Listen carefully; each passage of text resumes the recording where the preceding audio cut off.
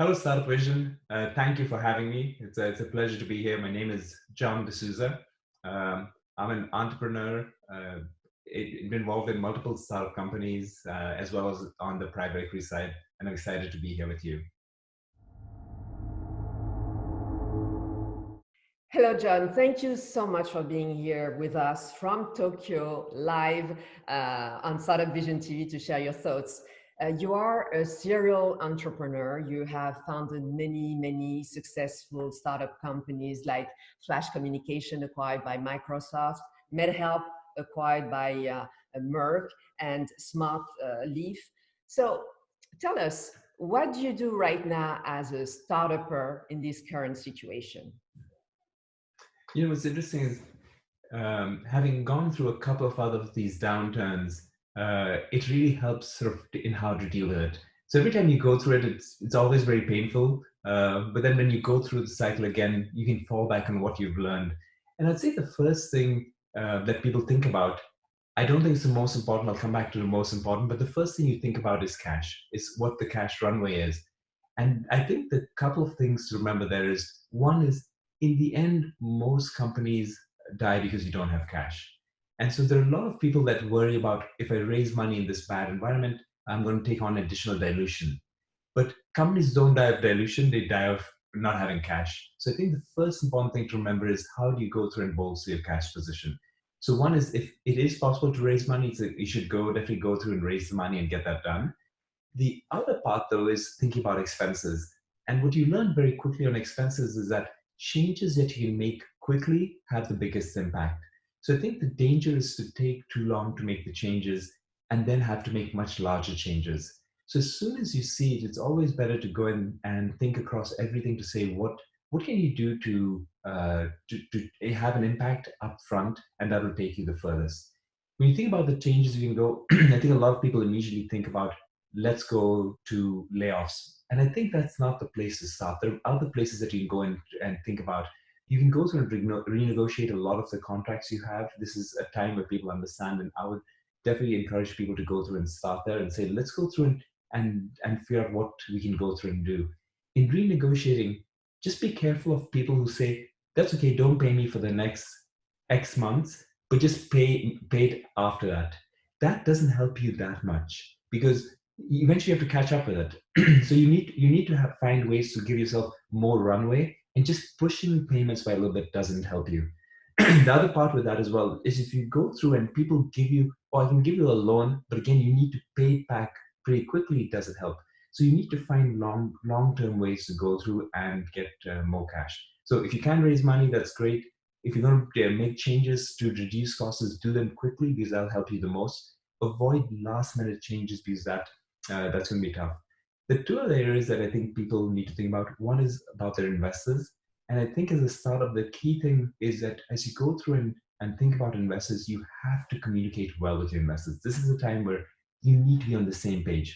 So you cannot over communicate with your investors. So you need to go through, you need to collaborate with them. They'll say communicate, collaborate, make sure that they're involved in the decisions. Nothing's a surprise to them. They know it, they understand what you're doing. And also you need to, in a way, convince them that what you're doing is the right path.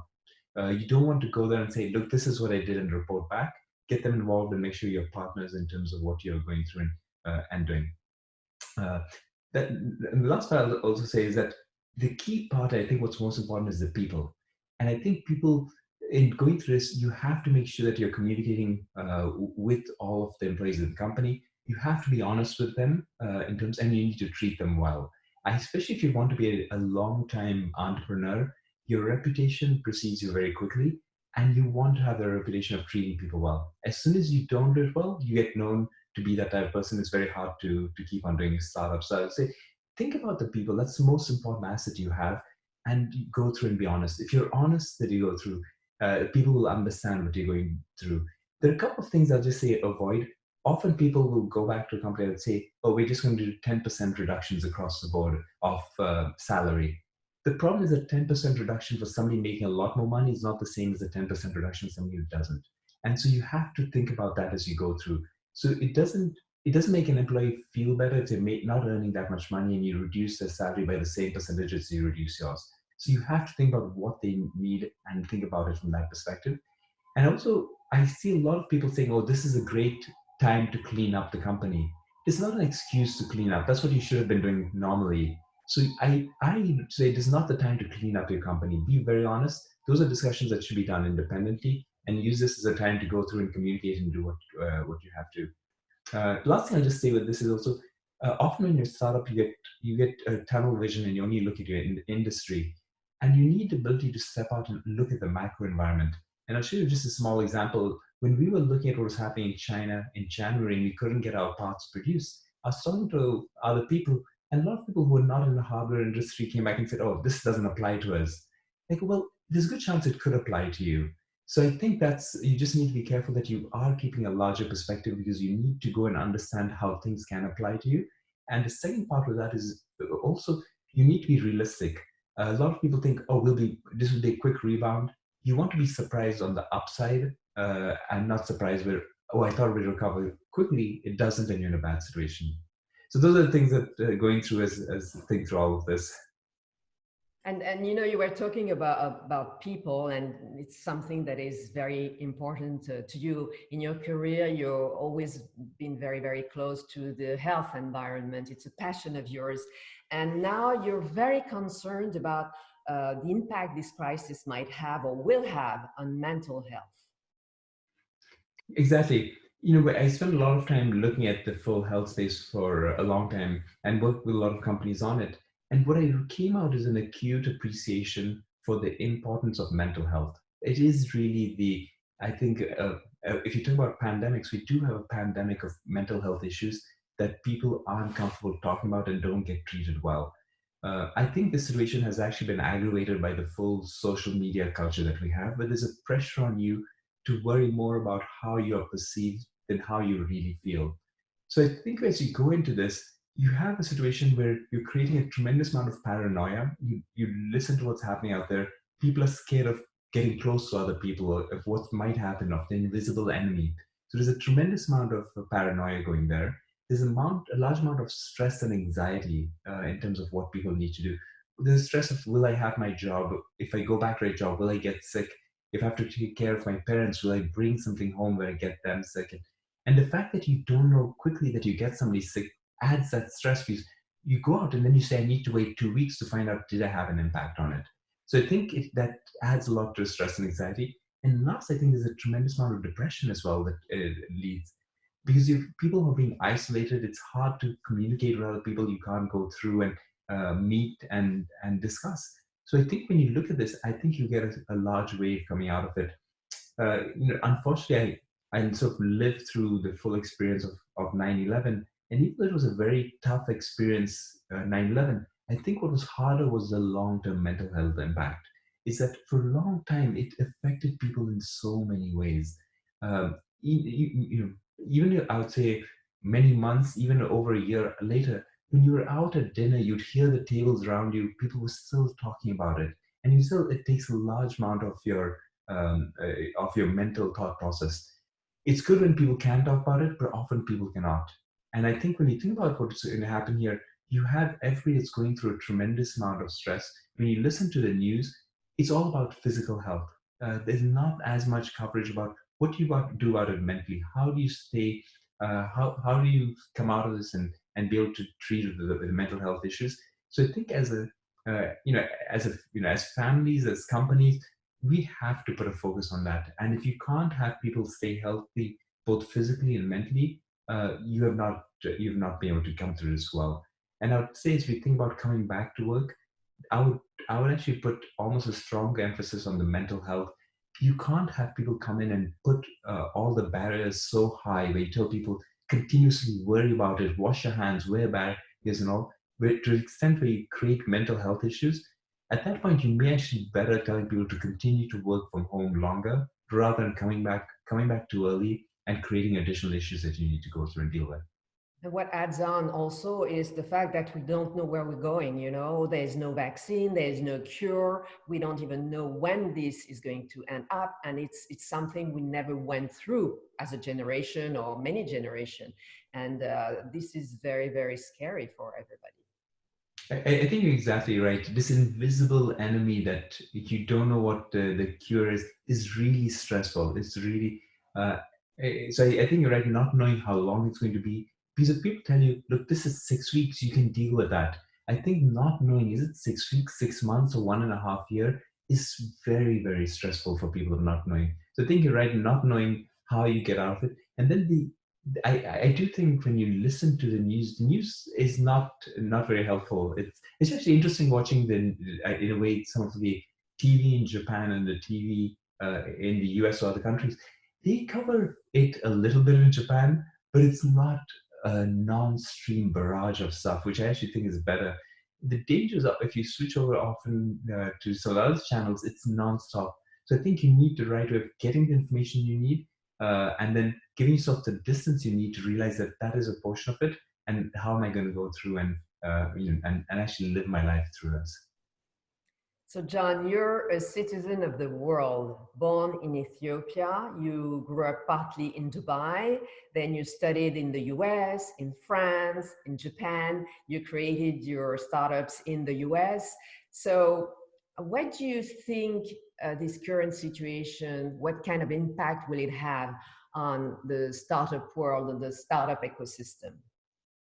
I feel as if we're at a very interesting time right now, because there are a few things that are changing very quickly. The first, I feel, we went through this massive software revolution where people developed software and there's a full concept of software eating the world. So we went through that. You came through a second one, which is a lot of this cloud computing, and we're still going through some of that, but ability to move things into cloud has changed a lot of things. But right now we're going through a hardware revolution. The ability to iterate on hardware similar to as you do in software, that is transforming a lot of industries out there, and it gives us the flexibility to be able to go there and create things very quickly. So we have this full thing where hardware has now become much easier, and it's easier for anybody to go through it. The second is the cost revolution, where the cost of things is coming down tremendously. Before, if you wanted to do a startup, you needed access to a tremendous amount of money. That amount is going down, and you can do something, you can do a lot with not that much money, which makes startups accessible to a lot more people. And then finally, I think there's an educational revolution. Before, if you want to do a startup, you needed access to the knowledge to go through it. And the knowledge is being provided now online, and a lot more people have access to that. You can go to many different countries across Asia, across Africa, and people have that information, which versus before, information or knowledge was sort of access to these elite people, and that has been democratized. So I think you have this context where you go through and all this hardware costs and educational dissemination, which is making it much easier for people to go through and enter this. Now with the full experience that we're going in with the pandemic, what it has done, it's accelerating the way people do business online.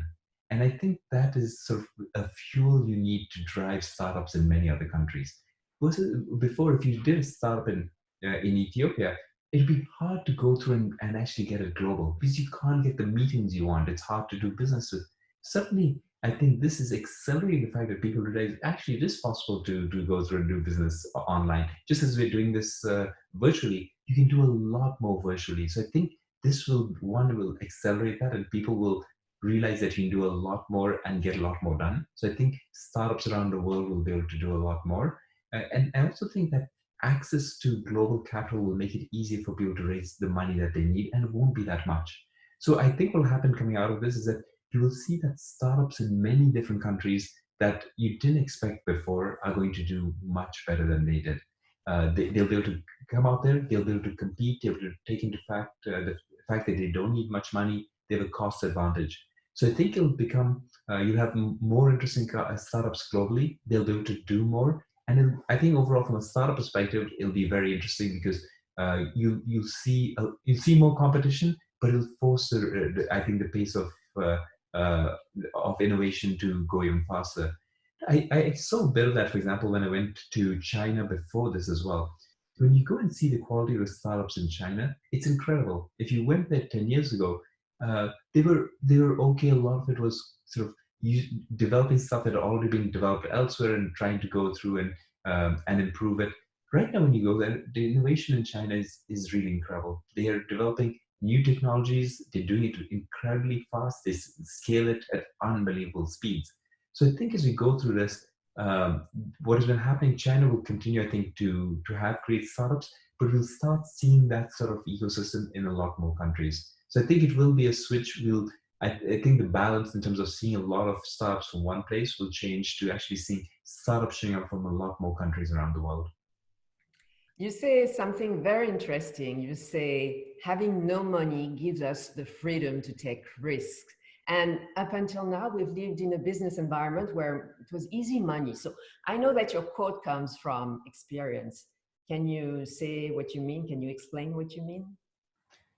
Okay, so that came from my personal experience, and what I found out is, I came to the US with no money, and because of that, it made it easy for me to go into startups. Because when you don't have much money, you don't have much to lose.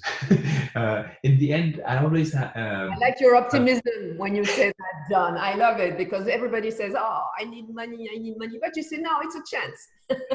exactly. And I think with my parents, they kept on saying, in the end, you do a startup as long as you have a strong base of people who believe, love, and support you.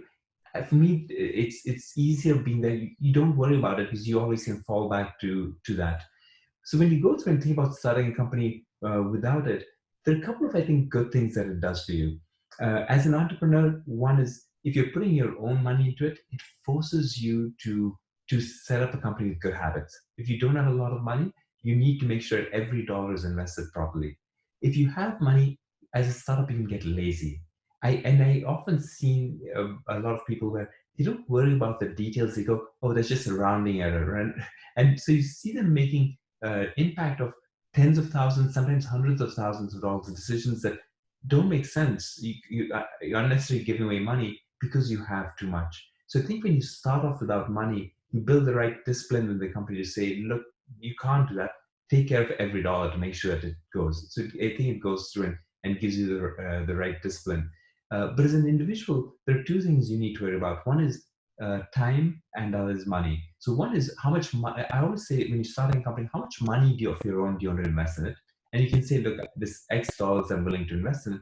But the other one is how much time. And I think as an entrepreneur, the danger thing is to spend too much time on a company that is not going to succeed. They all talk about fail fast, and sometimes money goes in the reverse. If you have money, you don't fail fast. Sometimes you go on too far before you realize that this is not going to work.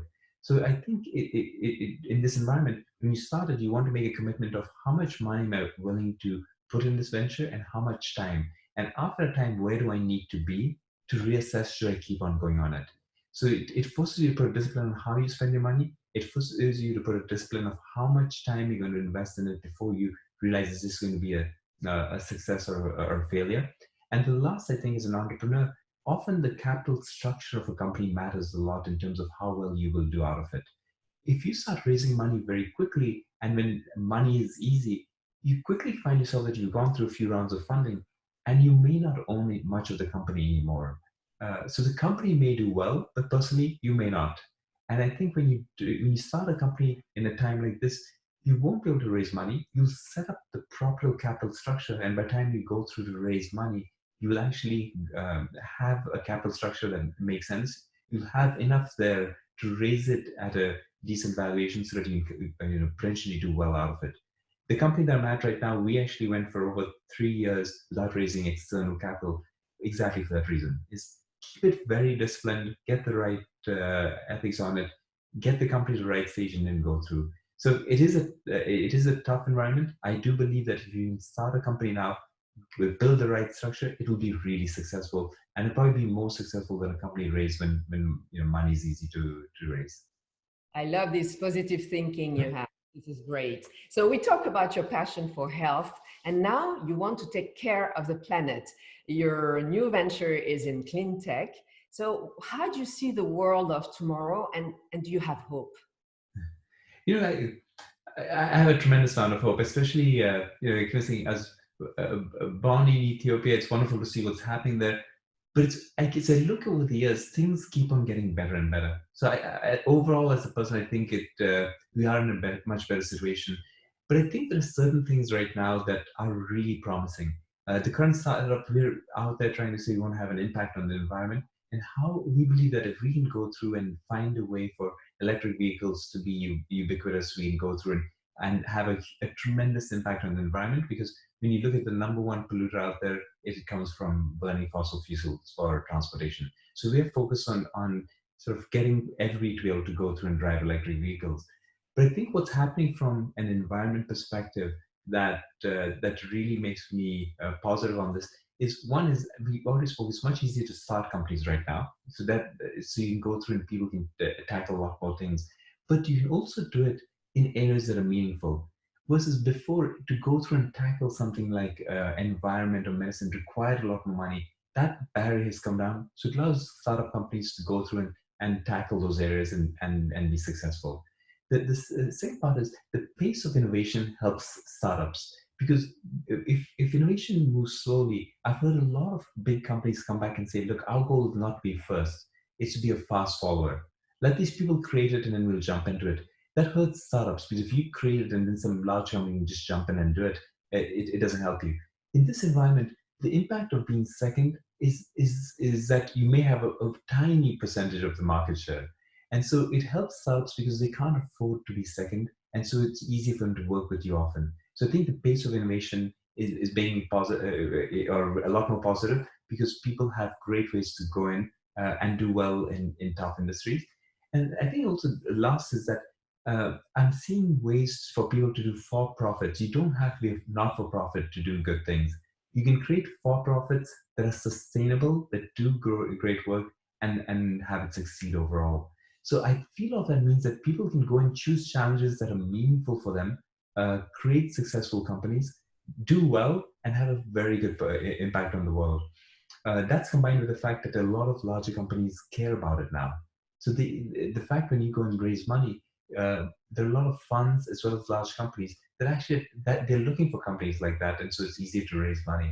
So I think all that means we'll see a lot more companies going after these challenging problems, having a positive impact, and accelerating the pace in which we can go through and make this a better world. That's great. Thank you so much, John, for sharing all those positive thoughts with us and advice also. Thank you for being with Startup Vision. Thank you so much. Bye-bye. Thank you very much for having me. It was a pleasure to be here.